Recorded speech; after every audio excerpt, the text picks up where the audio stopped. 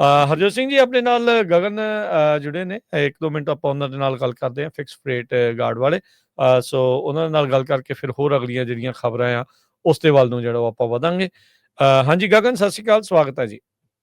ਸਤਿ ਸ਼੍ਰੀ ਅਕਾਲ ਰਾਜ ਜੀ, ਹਰਜੋਤ ਭਾਈ ਸਤਿ ਸ਼੍ਰੀ ਅਕਾਲ, ਪੰਜਾਬੀ ਰੇਡੀਓ ਸੁਣ ਰਹੇ ਸਾਰੇ ਸਰੋਤਿਆਂ ਨੂੰ ਪਿਆਰ ਭਰੀ ਸਤਿ ਸ਼੍ਰੀ ਅਕਾਲ ਜੀ। ਹਾਂਜੀ, ਸੋ ਗਗਨ ਜੀ ਦੱਸ ਸਕਦੇ ਹੋ ਫਿਕਸ ਰੇਟ ਗਾਰਡ ਕਿੱਦਾਂ ਜਿਹੜੇ ਟਰੱਕਰਸ ਆ ਉਹਨਾਂ ਦੀ ਇਸ ਟਾਈਮ ਮਦਦ ਕਰ ਸਕਦਾ ਹੈ?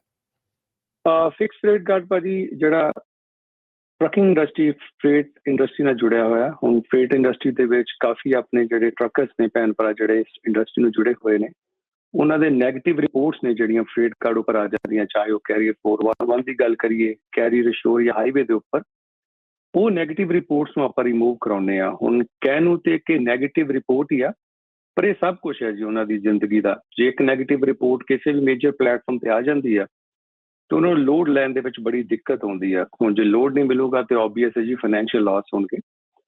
ਤੇ ਜੇ ਕਿਸੇ ਟਰੱਕਰ ਲਾਈਨ ਦੇ ਵਿੱਚ ਕੋਈ ਵੀ ਭੈਣ ਭਰਾ ਸਾਡੇ ਜੁੜੇ ਹੋਏ ਨੇ ਤੇ ਉਹਨਾਂ ਨੂੰ ਕਿਸੇ ਨੂੰ ਵੀ ਇਸ ਤਰ੍ਹਾਂ ਦੀ ਕੋਈ ਪ੍ਰੋਬਲਮ ਹੈ ਜਿਹਦੇ ਕਰਕੇ ਉਹ ਨੈਗੇਟਿਵ ਰਿਪੋਰਟਸ ਕਰਕੇ ਲੋਡ ਨਹੀਂ ਮਿਲ ਪਾ ਰਹੇ, ਤੇ ਓਬਵੀਅਸ ਹੈ ਸਾਡੀ ਜਿਹੜੀ ਟੀਮ ਨਾਲ ਕੰਟੈਕਟ ਕਰ ਸਕਦੇ ਆ।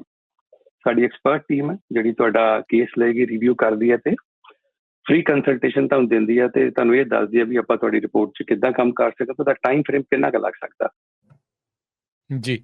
ਯੂਜਲੀ ਕਿੰਨਾ ਕੁ ਟਾਈਮ ਲੱਗਦਾ ਆ ਗਗਨ ਜਦੋਂ ਤੁਹਾਡੇ ਨਾਲ ਕੋਈ ਕੰਟੈਕਟ ਕਰਦਾ ਹੈ ਨੈਗੇਟਿਵ ਰਿਪੋਰਟ ਨੂੰ ਹਟਵਾਉਣ ਦੇ ਵਿੱਚ? ਵੀਕਸ ਦਾ ਕੰਮ ਆ, ਮਹੀਨਿਆਂ ਦਾ ਕੰਮ ਆ, ਕਿੰਨਾ ਕੁ ਕੰਮ ਹੁੰਦਾ ਹੈ? ਬੇਸਿਕਲੀ ਜੀ ਇਹ ਡਿਪੈਂਡ ਕਰਦਾ ਰਿਪੋਰਟ ਪਰ ਆਪਾਂ ਜੇ ਇੱਕ ਨੋਰਮਲ ਜੇ ਟਾਈਮ ਫਰੇਮ ਦੀ ਗੱਲ ਕਰੀਏ, ਮਿਨੀਮਮ ਟੂ ਮੈਕਸੀਮਮ 15 ਤੋਂ 20 ਦਿਨ ਦਾ ਕੰਮ ਹੈਗਾ ਜੀ ਇਹ। ਬਿਲਕੁਲ ਠੀਕ ਹੈ ਜੀ। ਜੀ, ਸੋ ਆਪਣਾ ਫੋਨ ਨੰਬਰ ਸ਼ੇਅਰ ਕਰ ਲਿਓ ਜੀ। ਹਾਂ ਜੀ, ਫਿਕਸ ਰੇਟ ਗਾਰਡ ਸਾਡਾ ਟੋਲ ਫ੍ਰੀ ਨੰਬਰ ਹੈ 855 447 5155 ਤੇ ਫ੍ਰੀ ਕੰਸਲਟੇਸ਼ਨ ਲਈ ਸਾਨੂੰ ਅੱਜ ਸੰਪਰਕ ਕਰੋ। ਤੇ ਇੱਕ ਚੀਜ਼ ਦਾ ਮੈਂ ਐਡ ਕਰਦਾ ਰਾਜਪਾਲ ਜੀ, ਵੀ ਜੇ ਤੁਹਾਡੇ ਚੈਨਲ ਦੇ ਮਾਧਿਅਮ ਤੋਂ ਕੋਈ ਵੀ ਸਾਨੂੰ ਕਾਲ ਕਰਦਾ ਫਿਕਸ ਰੇਟ ਗਾਰਡ ਤੇ ਅਸੀਂ ਉਹਨੂੰ $500 ਦਾ ਡਿਸਕਾਊਂਟ ਦਿੰਦੇ ਹਾਂ ਜੀ। ਥੈਂਕ ਯੂ ਗਗਨ, ਮਿਹਰਬਾਨੀ, ਸ਼ੁਕਰੀਆ ਜੀ। ਥੈਂਕ ਯੂ ਜੀ, ਸਤਿ ਸ਼੍ਰੀ ਅਕਾਲ। ਧੰਨਵਾਦ।